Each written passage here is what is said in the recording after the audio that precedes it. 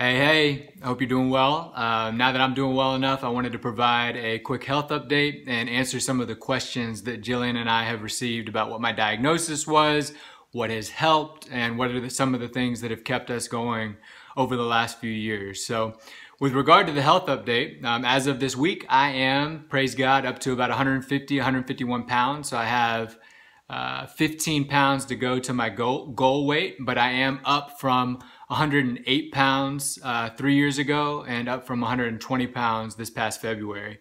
So for those that don't know, I've been sick for a little over a decade and not ever really known what was wrong. I've had terrible neurological issues and obviously terrible stomach issues, and I almost lost my life earlier this year for the second time to starvation.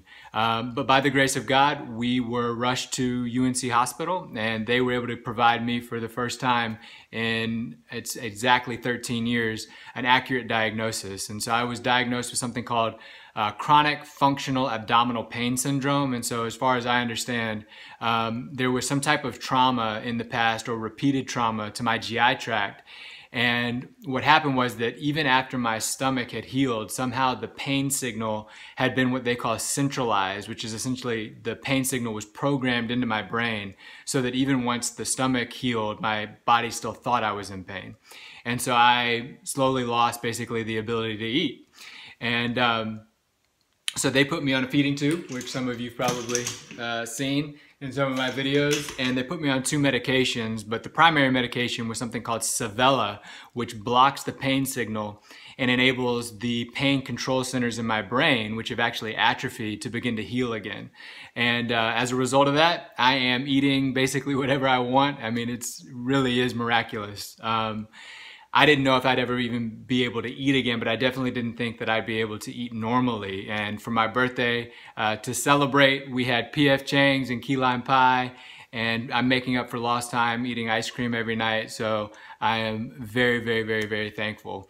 And then I wanted to maybe provide a little bit of the story of what happened as the answer to kind of what's kept us going.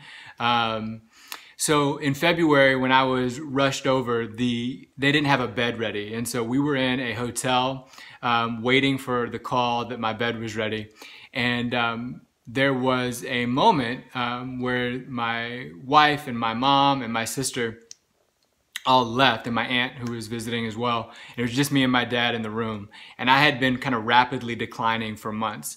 And I looked up at my dad at one point and I just said, Dad, I actually don't think I'm going to make it to the hospital in time. And my dad looked at me and said, I know, son.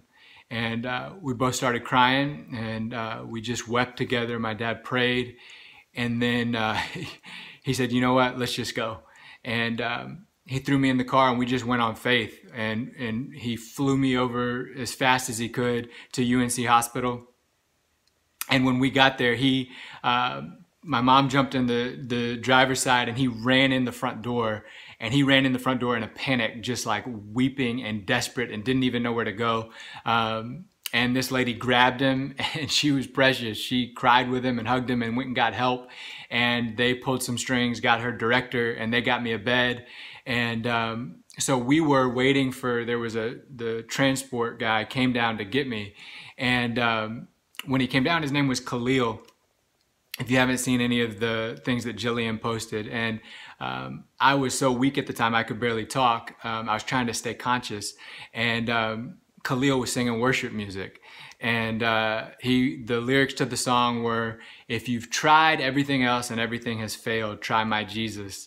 And so I just whispered, I said, Khalil, please keep singing. And he sang all the way up to my room. They got me in the room. The nurses came in, and they said, what's your pain level on a scale of 1 to 10? I said something like an 8 or a 9. They immediately paged the doctor. The doctor on call comes in, and he's got kind of this, a little bit of a shocked look on his face. And he's looking at my paperwork, and he comes in and he says, Mr. Darville, my name is Dr. Hobbs, and I actually know your whole story. And we didn't know what he was talking about. He said, I spoke with your best friend from New York either yesterday or the day before, Seth, and he's told me kind of your whole case history. He read through everything. And I said, Dr. Hobbs, I want you to be prepared that whatever you try to do, I'm going to probably have some type of terrible neurological reaction. And he stopped me and he said, Jonathan, he said, look at me. He said, I want you to... Dr. Hobbs looked at me and responded, Jonathan, I need you to expect that things are going to go better than you think they are. We're going to get you the help that you need.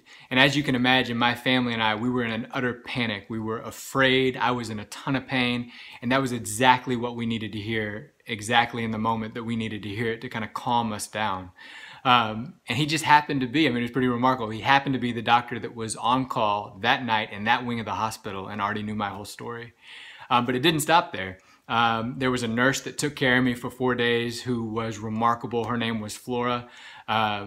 And I was in a very bad condition. They were having to bathe me like a lion cub. They were sticking, pills in all kind of places. And so I remember one night, I said, Flora, I would love for you to see me in a more dignified moment. I said, would you be willing to go watch an 11-minute YouTube video? It's entitled Suffering in the Good Life, where I share some of my story. She said, I've heard that talk. She said, I heard that talk at my church. And I said, what church do you go to? And she says, I go to Church of the Good Shepherd right down the road. I said, Flora, I gave that talk. So obviously she didn't recognize me. I was, I don't know how much more I weighed at that point. But it was just remarkable that God was reminding us through this doctor and through this nurse that despite the brokenness, despite the pain, despite it being kind of our darkest hour, that he was still there, that he was still present, that he was still orchestrating things, and just giving us those little encouragements. And then I remember the day or the afternoon that I was going to have my procedure done. I had had a really rough 2 days prior. And when they were wheeling me to the OR, I had just been, to be honest with you guys, I had been in so much pain for so long, in particular over the last 6 months prior to this, but really the last 12 months, that when we were on our way there, I just remember praying and saying, God, please, if you could, I don't think I can do this anymore. Please just, don't let me wake up from this procedure. If you could, just please bring me home. And as we were turning to get on the elevator to go to the OR, guess who the last person I saw was? Khalil, the guy that had brought me up, and he was singing worship music. And I knew in that moment that the answer to that prayer was going to be no, that God was going to bring us through it despite how difficult it was going to be. And at that moment, I don't think I could have imagined having somewhat of a functional life again. And so I am just immensely, immensely grateful. And so when you ask, or people have asked, what has kept us going, I would say that it's been the prayers of people like you that we've seen come to fruition and be answered.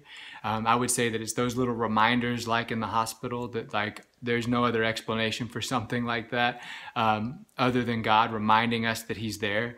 And that Jillian and I think have really learned what it means to mourn with hope.